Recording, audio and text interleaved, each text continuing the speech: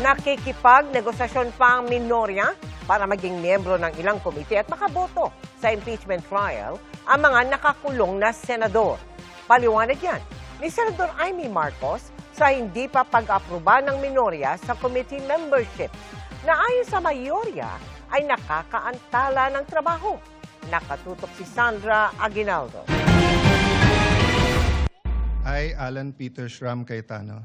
Halos 2 buwan I, Sherwin Gatchalian. matapos magpalit ng liderato sa Senado, may mga Senate committee pang hindi kumpleto ang miyembro. Sa 41 komite, 26 pa ang walang minority members. Naaantala tuloy ang ilang trabaho ng Senado ayon kay Senate President Sherwin Gatchalian. We have 10 committee reports which are pending right now. So we cannot bring it to the floor until the majority of the committee members will sign the committee report. Dahil din dyan kung kaya nagkasagutan si Senador Raffy Tulfo at Senador Pia Cayetano, kapatid ni Senate Minority Leader Alan Peter Cayetano na nag-aaproba sa committee membership ng minority senators. My good friend, Senator Alan Peter Cayetano, it is time that we cooperate so that we may get back to legislating.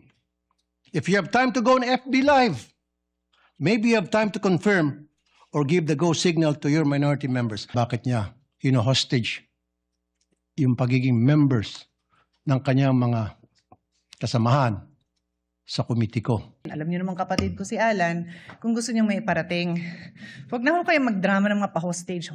Hindi ho tayo ganito dito. Ubusin ko muna yung tawa ko. Never po ako nagdrama dito. Sino ang nagdadrama?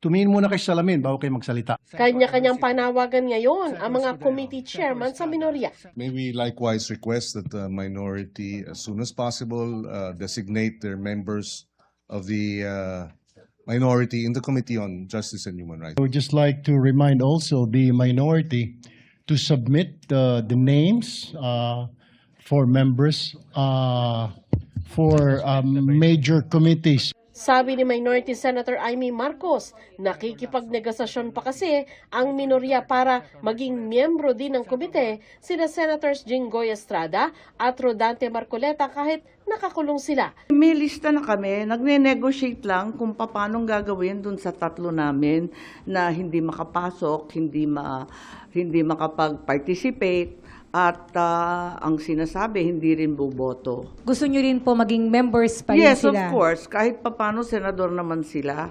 Hindi naman sila nahatulan. Kakausapin ni Senate President Sherwin Gatchalian at Majority Leader Juan Miguel Zubiri si Minority Leader Cayetano.